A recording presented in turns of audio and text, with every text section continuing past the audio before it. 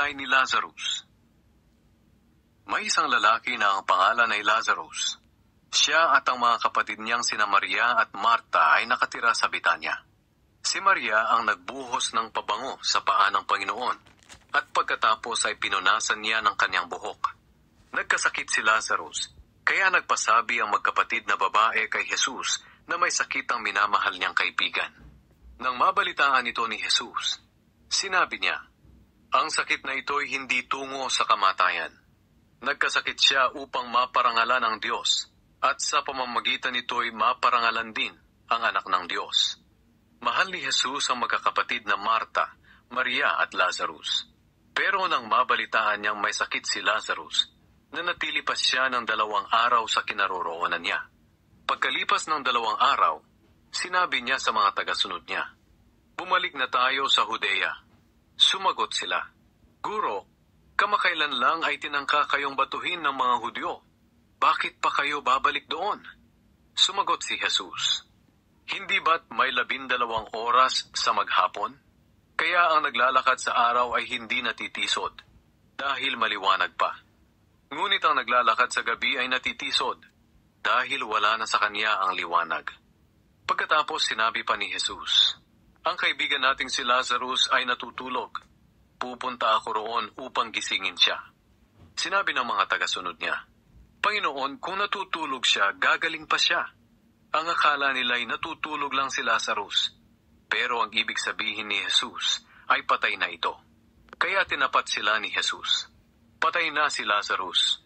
Ngunit nagpapasalamat ako na wala ako roon.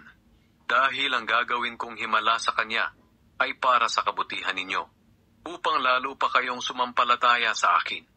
Tayo na, puntahan natin siya. Si Tomas na tinatawag na kambal ay nagsabi sa mga kapwa niya tagasunod, sumama tayo sa kanya, kahit mamatay tayong kasama niya. Binuhay ni Jesus ang patay. Nang dumating si Jesus sa Betanya, nalaman niyang 4 na araw nang nakalibing si Lazarus. May 3 kilometro lang ang layo ng Betanya sa Jerusalem. Kaya maraming Hudyo galing sa Jerusalem ang dumalaw kina Marta at Maria upang makiramay sa pagkamatay ng kanilang kapatid. Nang marinig ni Marta na dumarating na si Jesus, sinalubong niya ito. Pero si Maria ay naiwan sa bahay.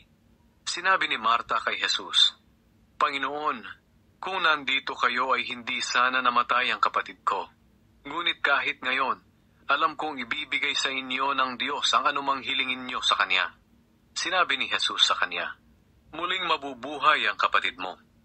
Sumagot si Marta, alam ko pong mabubuhay siyang muli sa huling araw, kapag bubuhayin na ang mga namatay. Sinabi ni Jesus sa kanya, ako ang bumubuhay sa mga namatay, at ako rin ang nagbibigay ng buhay. Ang sumasampalataya sa akin kahit mamatay, ay muling mabubuhay. Ang sinumang nabubuhay at sumasampalataya sa akin, ay hindi mamamatay kailanman. Naniniwala ka ba sa sinabi ko?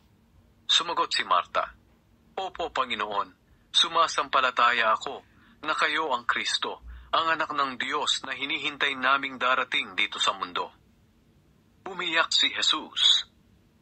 Pagkasabi niya nito, bumalik si Marta sa bahay nila. Tinawag niya ang kapatid niyang si Maria at binulungan.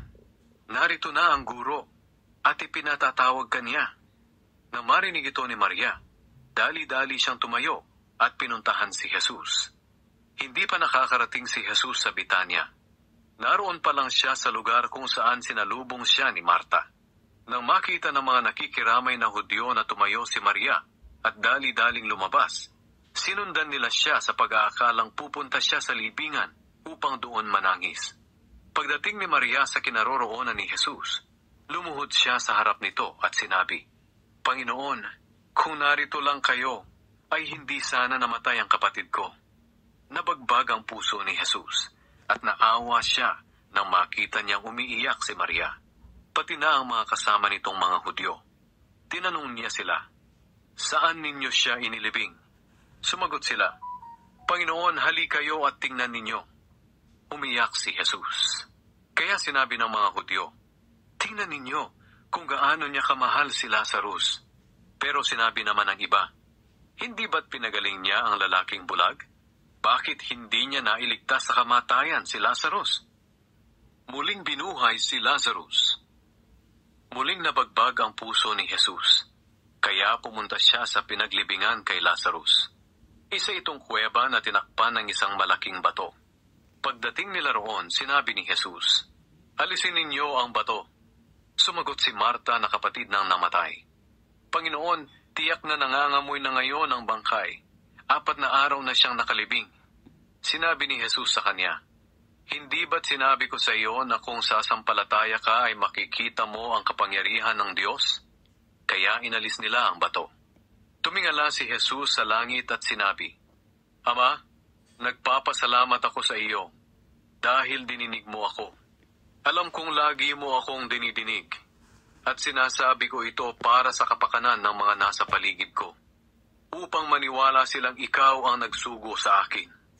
Pagkasabi niya nito, sumigaw siya, "Lazarus, lumabas ka!"